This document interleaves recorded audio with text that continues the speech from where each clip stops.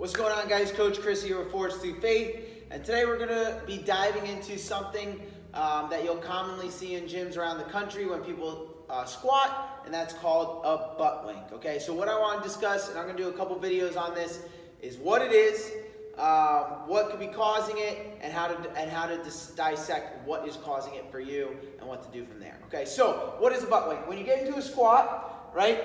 You initiate the squat by hips going back, you start to sink down. A butt wink is at the bottom of the squat. You see this, okay? The pelvis rotates underneath the person as they squat and then rotates back as they start to stand up, okay? Obviously, this is not ideal. As you can see at the bottom, the pelvis rotates under and your lumbar spine starts to flex. So if I'm back squatting, let's say I'm back squatting 300 pounds and I have that butt wink, that's all that poundage, all that stress going into your lumbar spine. Obviously not ideal. So what causes it? From what I've found, there's three main causes on this. It could be a mobility issue, a stability issue, or a patterning issue, so a motor control issue, okay? Most people, if you've done level 1, they'll do like, oh, you need to do squat therapy, you get next to a wall, you squat down. That's great and all, but I feel like that's addressing the last issue, okay? You have to learn how to squat appropriately to fix the butt wink. Problem is, let's say, yes, I'm brand new, I need to learn how to squat appropriately to hit home that solid pattern, but I don't have the mobility to even get into that range of motion. So I could be practicing and doing all these practice reps and getting better at squatting, but if my range of motion isn't even available to get into that proper squat, we're hammering home wrong patterns. So when I dissect it, the first thing I want to look at is mobility, then stability, and then patterning. So mobility.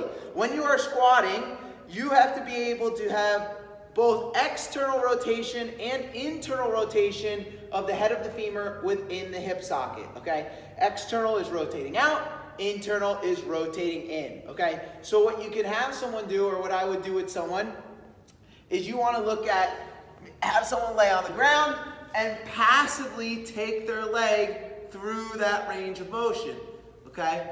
You can have them lay on their back, same thing. Turn that knee in, push their foot out, passively take them through that range of motion.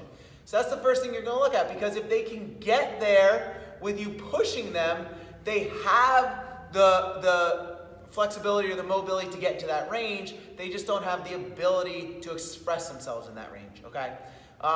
If they can't get into that range, okay, there's a mobility issue. The next thing to look at is what is causing that mobility issue. So for some, it could be tight glutes. So a way to check for tight glutes is you could get into a pigeon stretch, all right? Here in the pigeon stretch, my leg is out in front, my other leg's behind. If this is really difficult for you to do, your glutes are super tight, it could be tight glutes affecting the range of motion through your hips.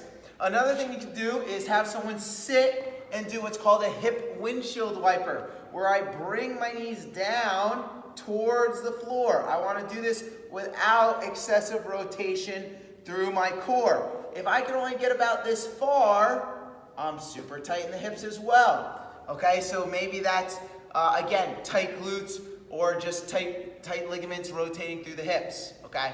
Something else I might have somebody do is get into what I've heard on various places called a lizard stretch.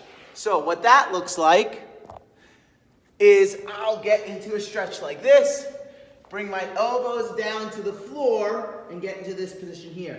If I really struggle with that, I have tight, what's called adductors, so it brings your legs in, okay? So if you're tight there, loosening up those muscles can help you, again, express that range of motion with the external and internal rotation of the squat, okay? I once heard a chiropractor say, where range of motion ends in one joint, it begins in another joint. So if you don't have the range of motion through your hips to get into that squat, you're going to find that range of motion in your low back, okay? So if you're someone who, let's say you do some of those tests, right, and you realize, okay, it is a mobility issue. There's certain things you can do. First, you start with, again, passive mobility. So if you can stretch and find that range of motion, that's good. That's a good place to start. If you can't, then that's the place to start first. Because if you can't passively or statically get into that range of motion, you're not going to be able to get into that range of motion safely in a dynamic fashion. Okay. Once you're able to stretch, so doing something like I said, that lizard stretch, those hip windshield wipers, something called the frog stretch, right? Is another one where I sag back and stretch through that groin area. The pigeon stretch I showed you. Once you can do those stretches and find that range of motion, the next step is to do more dynamic movements. So something like I said, those hip windshield wipers. Another one would be a Cossack squat, where I get nice and wide, I sit into the bottom of the squat there on one side and go back and forth, right? You can do that with the assistance of a rig or rings to start, again, to get yourself dynamically into that range of motion. No weights, you're just looking to find that range of motion in a moving fashion so it can be better translated into the squat, okay? So to summarize, first place we're gonna look at is mobility. Can I or do I have the mobility to get into that squat? If the answer is yes, we go to the second video, which will be coming at a later time, to look at stability. If you cannot, okay, then we look at, okay, I can't. What is affecting me? Do I not have the flexibility? Are my muscles too tight? Or do I need to stretch in order to find that range of motion? I've done the stretching. I can now do the stretches without as much of an issue, but I still have the butt wing. Okay, we now have to take that range of motion that you've gained and teach your body how to use it in a dynamic fashion. So doing things like hip windshield wipers, hip flow. If you look that up on YouTube, there's something called hip flow, where you're taking it through and flowing on the floor through the different ranges of motion of the hips. Cossack squats, different lunge patterns, stuff like that to find that range of motion through the hips.